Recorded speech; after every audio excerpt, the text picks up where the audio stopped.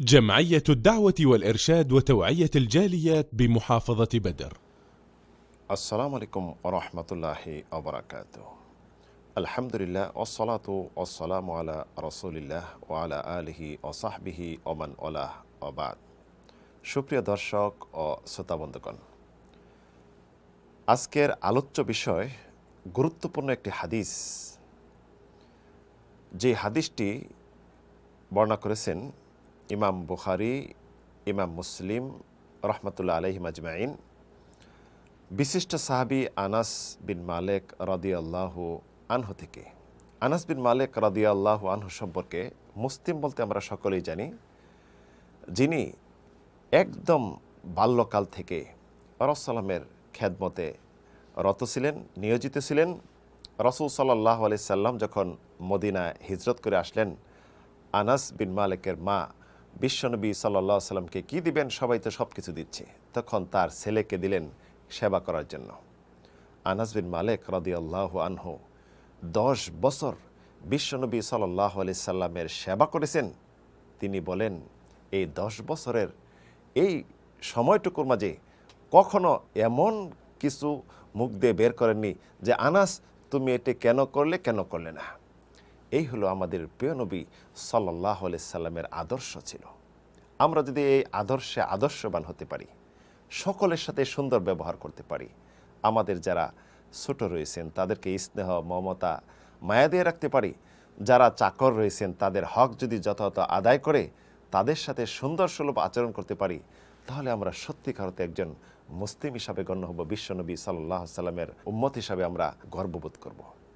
আনাস বিন মালিক রাদিয়াল্লাহু আনহুকে জিজ্ঞাসা করা হলো, হে আনাস, তুমি রাসূল সাল্লাল্লাহু আলাইহি সাল্লামের দোয়া সম্পর্কে বলো, যে দোয়াটি তিনি অধিকাংশ সময় করতেন, বেশি বেশি দোয়াটি করতেন। আনাস বিন মালিক বললেন, আল্লাহুম্মা রব্বানা আতিনা ফিদ দুনিয়া হাসানা ওয়া ফিল আখিরাতি হাসানা ওয়া কিনা আযাবান নার। তথা এই দোয়াটি তিনি বেশি বেশি পড়তেন। অন্য বর্ণনায় ইমাম মুসলিম বর্ণনা করেছেন, আনাস রাদিয়াল্লাহু আনহুকে জিজ্ঞাসা করা হলো, আখবিরনি আন দাওয়াতিন ইয়াদু বিহান নবী সাল্লাল্লাহু আলাইহি সাল্লাম।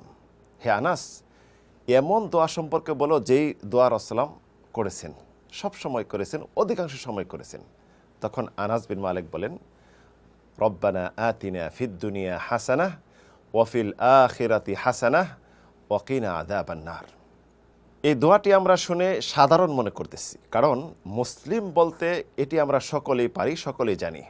বলি যে এটা তো মুনাজাত, কারণ আমাদের মুসলিম সমাজে, বিশেষ করে ভারত উপমহাদেশে, ফরজ সালাত আদায় করে দোয়া না করে তৃপ্তি পাই না। মনে হয় যেন সালাতে অসম্পূর্ণ রয়ে গেল। তো দোয়া কি দিয়া শুরু করি? হাত উঠিয়ে পড়ি, রব্বানা আতিনা ফিদ দুনিয়া হাসানাতাও ওয়া ফিল আখিরাতি হাসানাতাও ওয়া কিনা আযাবান নার বিহাক্কি লা ইলাহা ইল্লাল্লাহ বলে দোয়া শেষ করি। তো মূলত এখানে দোয়ার কোনো আদব রক্ষা হয়নি, বা দোয়ার কি অর্থ এটাও না জেনে আমরা বাস মুনাজাত বলে চালিয়ে দিচ্ছি। এই যে একটি ছোট্ট দোয়া, এই দোয়ার মধ্যে কত কি নিহিত রয়েছে আমরা জানি না। রাসূল সাল্লাল্লাহু আলাইহি সাল্লাম সব সময় পড়তেন। কেন পড়তেন? এর মাঝে কি আছে? প্রিয় নবী সাল্লাল্লাহু আলাইহি সাল্লামের কথার মাঝে এত মাধুর্যতা ছিল এবং অর্থবোধক ছিল। ওনার কথা ছিল কম, কিন্তু অনেক অর্থ বহন করত, এবং প্রত্যেকটি জিনিস সেখানে সামিল করত। তা এটি এমন একটি দোয়া যেখানে সব কিছু নিহিত রয়েছে, সব কিছু সামিল রয়েছে, যেখানে দুনিয়া আখেরাতে সব কিছু এই দোয়াতে রয়েছে। তাই সত্যিকার অর্থে যদি আমরা এই দোয়াটি করতে পারি সুন্দরভাবে, অর্থ বুঝে, যথেষ্ট।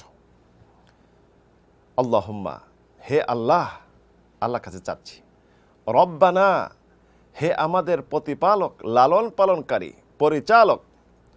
একজন মুসলিম যদি হাত উঠিয়ে ইয়া রব্বি, হে আমার রব, হে রব্বানা, রব্বানা, হে আমাদের প্রতিপালক বলেন, আল্লাহ রাব্বুল আলামিন ওই দোয়াকে কবুল করেন।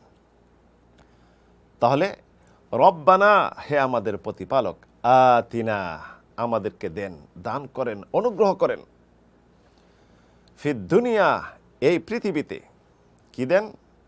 হাসানা, হাসানা মানে কি? কল্যাণ, মঙ্গল।